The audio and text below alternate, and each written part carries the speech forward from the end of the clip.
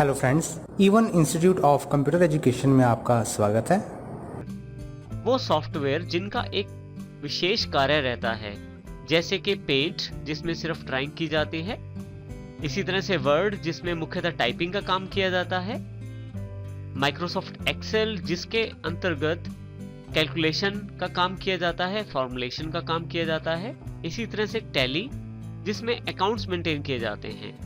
तो वो सभी सॉफ्टवेयर जो एक खास कार्य करते हैं, एक विशेष तरह का कार्य करते हैं, उनको एप्लीकेशन सॉफ्टवेयर कहा जाता है। दूसरे तरह के सॉफ्टवेयर हमारे पास उपलब्ध रहते हैं ऑपरेटिंग सिस्टम के रूप में। वो सॉफ्टवेयर जो पूरे कंप्यूटर को कंट्रोल करते हैं, मैनेज करते हैं और कंप्यूटर के सभी रिसोर्सेज का पूरा प्रयोग करने के लिए जिनके पास अधिकार रहता है, उस सॉफ्टवेयर को ऑपरेटिंग सिस्टम कहते हैं। ये बिल्कुल इसी तरह से है जिस प्रकार से एक स्कूल में बहुत सारे टीचर्स रहते हैं, हर टीचर अलग सब्जेक्ट पढ़ाता है। जैसे मैथमेटिक्स का टीचर मैथ्स का, इंग्लिश का टीचर इंग्लिश का, साइंस का टीचर साइंस का सब्जेक्ट पढ़ाता है। जैसे कि हमारे पास एप्लीकेशन सॉफ्टवेयर जो एक खास कार्य करते हैं, परंतु उन सभी टीचर्स को सहयोग करने के लिए स्कूल या कॉलेज में एक प्रिंसिपल अवेलेबल रहता है, जिसका कार्य उन सभी टीचर्स को सहयोग करना है। तो प्रिंसिपल के रूप में हमारे पास यहाँ ऑपरेटिंग सिस्टम रहता है, जिसका मुख्य कार्य कंप्यूटर के सभी रिसोर्सेज का ध्यान रखना होता है और उनका प्रॉपरली प्रयोग करना होता है। ऑपरेटिंग सिस्टम में सबसे मुख्य है माइक्रोसॉफ्ट के द्वारा प्रदान किया गया माइक्रोसॉफ्ट विंडोज के रूप में ऑपरेटिंग सिस्टम है, जो बहुत ही पॉपुलर और बहुत ही प्रयोग किए जाने वाला ऑपरेटिंग सिस्टम है। इसके अतिरिक्त लाइनेक्स, यूनिक्स और उबंटू भी बहुत ही महत्वपूर्ण ऑपरेटिंग सिस्टम है। यदि हम इन सभी चीजों के बीच में जो अभी तक हमने अध्ययन किया है, उन सभी के बीच में रिलेशन क्रिएट करें, तो हम देखेंगे कि हम यानी कि यूजर्स जो कंप्यूटर का प्रयोग करते हैं, वो मुख्यतः अपना कार्य एप्लीकेशन सॉफ्टवेयर के साथ करते हैं। एप्लीकेशन सॉफ्टवेयर अपने कार्यों को करवाने के लिए ऑपरेटिंग सिस्टम को कमांड्स देते हैं और फिर से ऑपरेटिंग सिस्टम अपना कार्यों को करवाने के लिए हार्डवेयर रिसोर्सेज का प्रयोग करते हैं और इसके लिए वो हार्डवेयर को कमांड्स देते हैं। इसका अर्थ ये हुआ कि ऑपरेटिंग सिस्टम के बिना आप कंप्यूटर से कार्य नहीं ले पाते। तो सबसे पहले कंप्यूटर में एक ऑपरेटिंग सिस्टम होना चाहिए, उसके पश्चात आप उसमें एप्लीकेशन सॉफ्टवेयर डाल सकते हैं और ऑपरेटिंग सिस्टम ही वो माध्यम है जिसके द्वारा हार्डवेयर से कार्य लिया जा सकता है। नेक्स्ट हमारे पास है सीपीयू। सीपीयू का अर्थ होता है सेंट्रल प्रोसेसिंग यूनिट। सभी प्रकार के कार्य सीपीयू के द्वारा ही किए जाते हैं। जितनी भी डिवाइसेस इनपुट या आउटपुट, सभी डिवाइसेस सीपीयू के साथ ही कनेक्टेड रहती हैं अपना कार्य करने के लिए।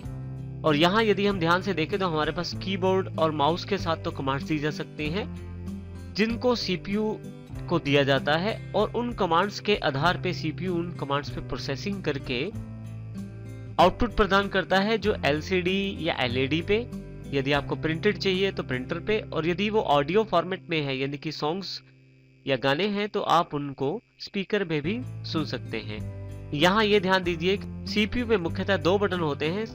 जो बड़ा बटन होता है उससे आप कंप्यूटर स्टार्ट कर सकते हैं और छोटे वाले बटन से आप कंप्यूटर को रीस्टार्ट कर सकते हैं। सभी इनपुट डिवाइसेस में से सबसे मुख्य डिवाइस रहती है माउस।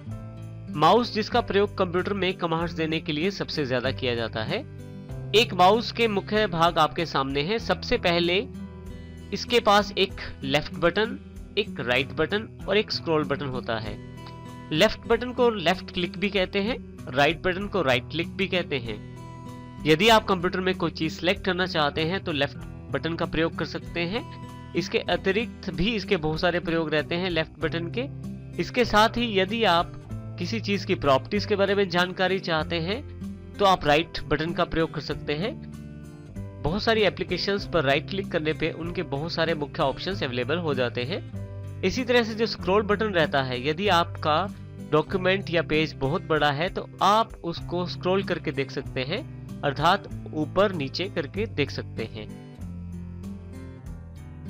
एक डेस्कटॉप कंप्यूटर को असेंबल करने के लिए हमें जिन जिन पार्ट्स की आवश्यकता है, अब हम बारी बारी से उनकी जानकारी लेते हैं। पहले हम देखते हैं कि हमें किन किन पार्ट्स की आवश्यकता होती है एक अपना पीसी असेंबल करने में। सबसे पहले यदि आप देखें तो हमें कैबिनेट, दूसरे नंबर पे power supply, motherboard, CPU, RAM, hard disk, keyboard, mouse, DVD writer, speakers, screen और अंत में ऑपरेटिंग सिस्टम सॉफ्टवेयर, इन सभी को मिला के हम अपना कंप्यूटर असेंबल कर सकते हैं।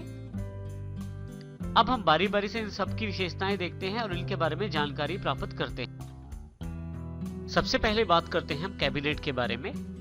कैबिनेट जो है वो मेटल बॉडी की या प्लास्टिक बॉडी की एक बॉक्स की तरह होती है जो कंप्यूटर के बाकी कंपोनेंट्स के लिए एक कंटेनर का कार्य करती है। कैबिनेट्स के अंदर आप बाकी कंपोनेंट्स लगा सकते हैं जैसे motherboard, hard disk, CPU, RAM, DVD writer और इस तरह से कोई कार्ड भी।